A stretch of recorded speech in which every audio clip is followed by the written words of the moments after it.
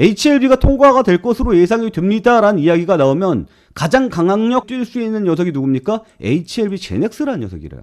네, 안녕하세요. 오늘도 HLB에 대한 이야기 해드리도록 하겠습니다. HLB는 요 전고점 뚫고 왕 하고 날아갈 가능성이 굉장히 높다라고 말씀을 드렸고 최소한 9만원까지는 올라갈 수 있겠다라고 말씀을 드렸었습니다. 그 이유가 뭐죠? 그 이유는 이거죠. 국산 신약 미국 FDA 승인을 도전한다라는 이야기가 있죠. HLB가 올 1월 중으로 2개의 신약을 FDA에다가 신청을 하게 될 겁니다. 거기에 대한 기대감은 당연히 솟구쳐 오를 가능성이 높겠죠. 그래서 주가는 상승할 가능성이 높다라고 이야기를 하는 거예요. 예전에 주가 흐름을 보면 HLB가 주가가 이렇게 상승을 했었던 이유가 뭐예요? FDA에 간암 신약을 신청한다라는 얘기였죠. 거기에 CRL을 맞으면서 주가가 급락이 나왔고 또 신청을 한다라는 이야기가 나오면서 주가는 또 올랐고 그리고 거기에 클래스 2가 맞으면서 주가는 또 빠졌고 6개월이 지난 다음에 또 신청할 가능성이 높겠지, 이번엔 통과할 가능성이 높겠지라는 기대감으로 올랐고 또 CRL 맞으면서 빠졌고 그리고 신청을 안 했습니다. 그리고 이제 신청을 한다라는 이야기가 나왔어요. 신청이 된 건 아니죠. 신청을 할 예정이다라는 이야기가 나왔죠. 근데 이 중간중간에 신청할 예정이다라는 루머들이 워낙 많이 나오면서 사람들의 신뢰가 사라졌습니다. 그래서 체크 들어가는 거예요. 무슨 체크가 들어가는 거냐면 주가의 움직임은 외국인이 움직입니다.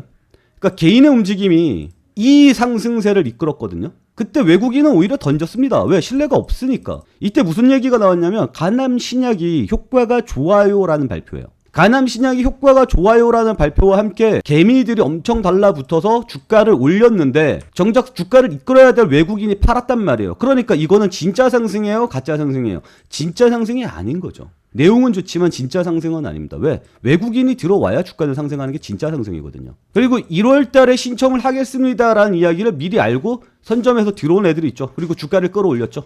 이건 뭐예요? 이게 진짜 상승이에요. 그리고 지금 간을 보고 있는 상황입니다. 이해가요?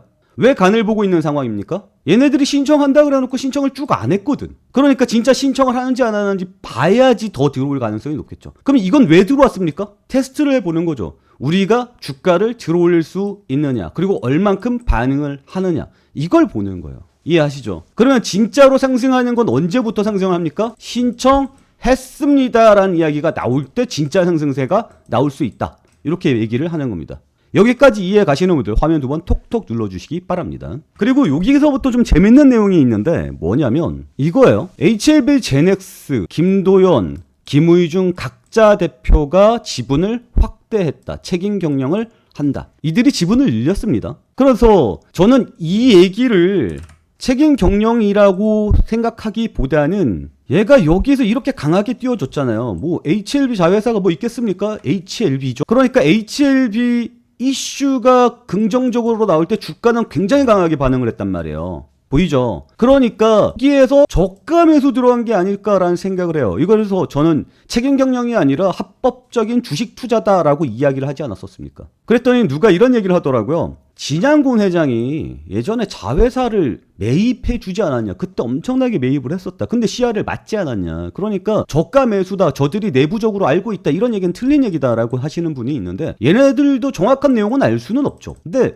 기록된 팩트는 있죠. 기록된 팩트는 뭡니까? 진양곤 회장이 매수를 해준 날짜가 언제예요? 25년 1월 16일이거든요. 그 얘기는 HLB가 CRL을 맞기 전에 기대감으로 매수를 했었다라는 점이 중요한 포인트라는 거예요. 진양곤 회장도 책임 경영을 이야기하지만 결국은 뭐예요? 주식을 보유량을 늘리는 거예요. 왜? 긍정적으로 나오는 주가는 날아갈 거니까. 대신 배팅에 실패한 거죠. 근데 배팅이 끝났습니까? 안 끝났거든요. 다시 도전하거든. 이번에 3번째 도전이거든.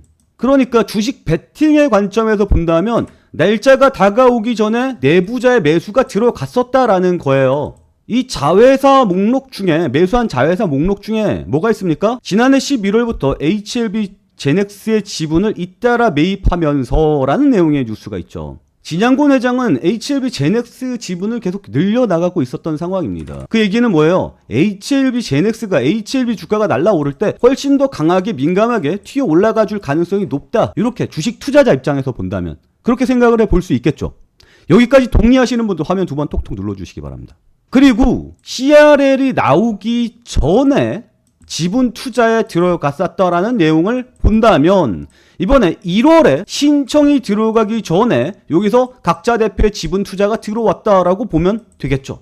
그러니까 내부자들이 지금 내부에서 베팅이 들어가고 있고 그 내부의 베팅은 HLB 제넥스를 통해서 이루어지고 있다라고 보는 게 맞겠죠.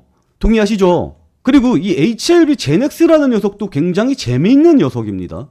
이 녀석이 여기서 이렇게 강세를 보인 이유가 뭐냐면 이 녀석의 이름은 원래 제노포커스라는 녀석이었어요. 호소 만드는 녀석입니다. HLB 신약이랑은 크게 관련이 없는 녀석이었어요. 그룹이 인수를 한 겁니다. 언제? 24년도 말에.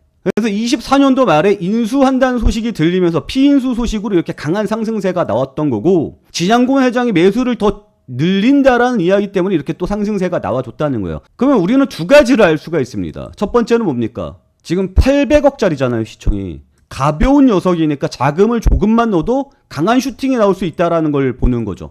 따라서 진양곤 회장의 평균 단가는 여기쯤이라고 알 수가 있는 거고 여기서 매수 들어왔으니까 내부적으로 평균 단가는 여기쯤이라고 알 수 있으니까 진양곤 회장의 단가 밑에서 살 수 있는 좋은 기회라고 볼 수가 있는 거고 두 번째로 할 수 있는 점은 무엇이냐? 매수 타이밍입니다. 보면 알겠지만 HLB가 돈이 넉넉한 기업이 아니에요. 영업이익이 쭉 적자를 기록해 오던 녀석이었단 말이에요. 올해도 적자입니다.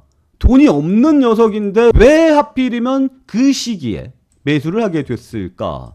의도가 있겠죠. 효소회사라고요.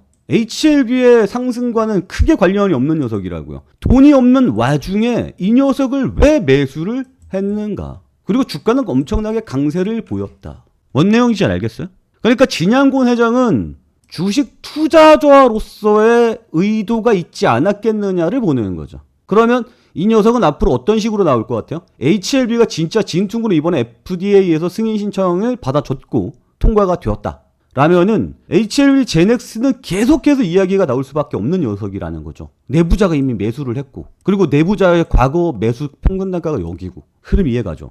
그래서 HLB랑 HLB 제넥스 이걸 연결해서 계속 봐야 된다는 뜻입니다. 그리고 지금 완전 바닥권에서 놀고 있는 녀석이라는 거죠. 그 이야기는 HLB는 신약이 통과가 되면서 주가가 올라봐야 안정적으로 9만원 선까지 기대해 볼 수 있는 거예요. 물론 더 올라가겠죠. 근데 안전마진으로 본다면 이 정도 선을 본다면 프로가 안 되잖아요. 그런데 HLB 제넥스는 어떻습니까? 전고점까지 올라가면 일단 100%는 가볍게 넘어갑니다. 이해가요?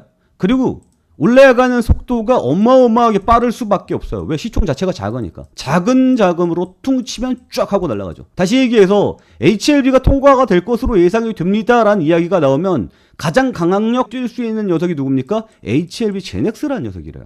그래서 다시 뒤집어서 생각을 해보면 HLB 왜 매수를 하게 되었는지 이 양반은 HLB 제넥스뿐만 아니라 자회사를 전체적으로 매수를 해준 양반입니다. 그리고 최근에 각자 대표가 왜 지분을 늘렸는지에 대한 이야기도 충분히 해석이 되죠.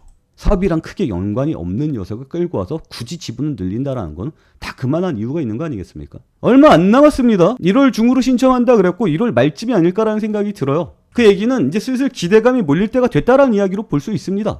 그렇기 때문에 최근에 주가 흐름이 바닥 상승 하락세에서 멈추고 횡보세로 접어들고 있는 상황이고요. 얘는 한번 빵 치기 시작하면 점상으로 날아갈 가능성이 굉장히 높은 녀석이라고 볼 수가 있는 거죠. 전체적으로 내용 이해가죠. 그러면 HLB를 사야 되냐, HLB 제넥스를 사야 되냐, 아니면 둘 다 비중을 나눠서 사야 되냐, 요 부분만 남게 되는 거고요. 그리고 실시간으로 어떻게 대응을 해야 되는 건지 요 부분도 굉장히 중요할 수밖에 없겠죠. 저희 채널 구독과 좋아요 누르시면 이 내용들 다 가져갈 수 있습니다. 제가 계속해서 설명을 해드릴 거예요.